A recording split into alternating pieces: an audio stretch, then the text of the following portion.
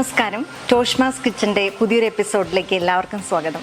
ഞാൻ ഇന്ന് തയ്യാറാക്കി കാണിക്കുന്നത് ഒരു അടയാണ്.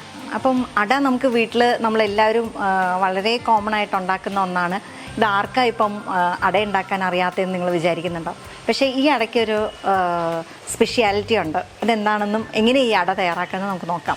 ഈ അട തയ്യാറാക്കാനായിട്ട് നമുക്ക് വേണ്ട ചേരുവകൾ, ഇത് 2 കപ്പ് അരിപ്പൊടിയാണ്. വളരെ നൈസായിട്ടുള്ള അരിപ്പൊടിയാണിത്.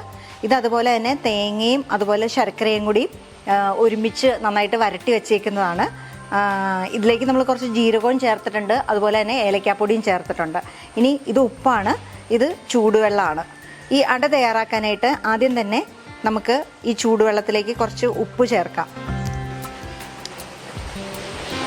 ഉപ്പ് ചേർത്ത് ഒന്ന് ഇളക്കാം. ഇനി ഈ അരിപ്പൊടി നമുക്കൊരു ബോളിലേക്ക് മാറ്റാം. ഇത് നമ്മൾ ഈ അരിപ്പൊടിയിലേക്ക് നമ്മൾ ഉപ്പ് ചേർത്ത് ചൂടുവെള്ളം കുറച്ച് വീതം ചേർത്ത് നമുക്കൊന്ന് കുഴച്ചെടുക്കാം. അടയ്ക്ക് വേണ്ട ഒരു കൺസിസ്റ്റൻസിയിൽ നമുക്ക് കുഴച്ചെടുക്കാം.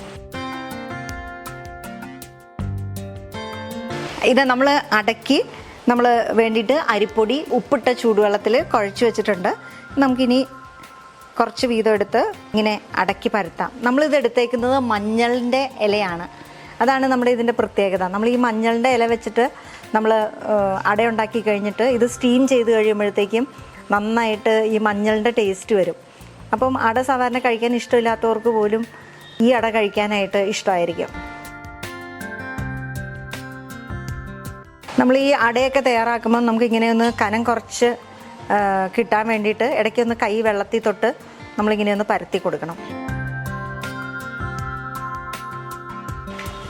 ഇനി നമുക്കിതിലേക്ക് നമ്മൾ ഈ തേങ്ങയും ശർക്കരയും അതുപോലെ തന്നെ ജീരകവും എല്ലാം ചേർത്ത്, ജീരകം ഏലക്കാപ്പൊടിയൊക്കെ ചേർത്ത് ഈ കൂട്ട് റെഡിയാക്കി വെച്ചിട്ടുണ്ട്.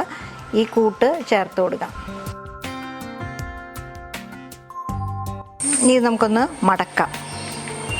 സാധാരണ നമ്മൾ അട മടക്കുന്ന പോലെ തന്നെ നേർപകുതിയായിട്ട് മടക്കിയാൽ മതി. ഇനി ഇതുപോലെ ഈ കൂട്ട് വെച്ചിട്ട് അതുപോലെ ഈ തേങ്ങാക്കൂട്ടും വെച്ച് നമുക്ക് മുഴുവനും ഇല വെച്ചിട്ട് ഇങ്ങനെ അട പരത്തിയെടുക്കാം. അട മുഴുവനും നമ്മളിങ്ങനെ തയ്യാറാക്കി വെച്ചു. മഞ്ഞളിൻ്റെ ഇലയിലാണ് നമ്മൾ ഈ അട പരത്തിയത്. നമുക്ക് സ്റ്റീമർ നമ്മൾ നല്ലതായിട്ട് വെള്ളം ചൂടാക്കി വെച്ചിട്ടുണ്ട്. നമുക്കിനി ഈ തയ്യാറാക്കിയ അട ഇതിലേക്ക് പകർത്തി വയ്ക്കാം.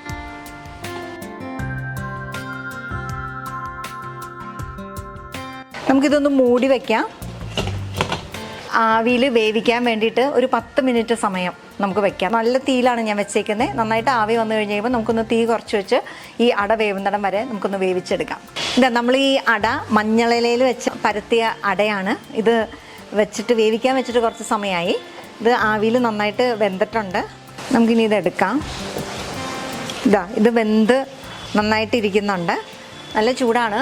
ഇത് ശരിക്കും ഇപ്പോൾ തന്നെ നല്ല മഞ്ഞളുടെ ഇലയുടെ മണം വരുന്നുണ്ട്. നമുക്ക് നല്ല സുഖമുള്ള നല്ല രസമുള്ളൊരു മണമാണ് ഇതിന്. അതുപോലെ തന്നെ ഈ അടയ്ക്ക് ഈ മഞ്ഞളുടെ ഒരു ടേസ്റ്റും ഉണ്ട്. ഈ ഇലയിൽ നിന്ന് ഈ ടേസ്റ്റും പകർന്നു കിട്ടിയിട്ടുണ്ട്.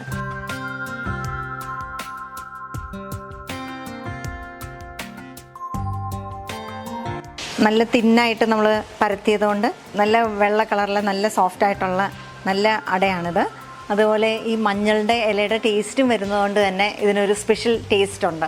തീർച്ചയായിട്ടും നിങ്ങളിത് വീടുകളിൽ ട്രൈ ചെയ്ത് നോക്കണം. നിങ്ങൾക്ക് ഇഷ്ടപ്പെടും. മറ്റൊരു നല്ല റെസിപ്പിയുമായി അടുത്ത എപ്പിസോഡിൽ നമുക്ക് വീണ്ടും കാണാം.